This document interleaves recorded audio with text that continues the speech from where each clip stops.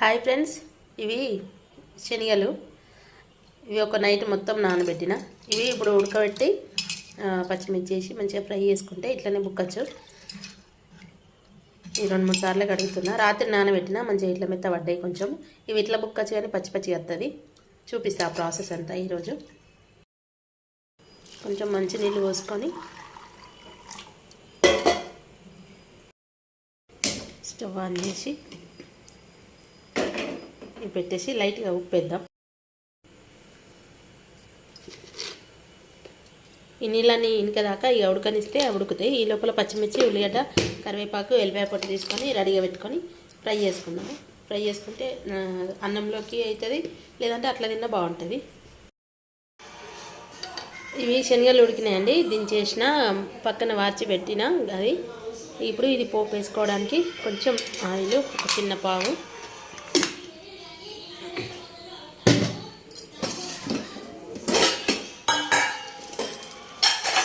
Oil వేడైంది. కొంచెం జీలకర్ర, కొంచెం ఆవాలు లైట్గా, కొన్ని మిరియాలు వేసిన, ఒక 2 ఎల్లిపాయ పొట్టు తీసి చిన్నగా కోసి పెట్టుకున్నా.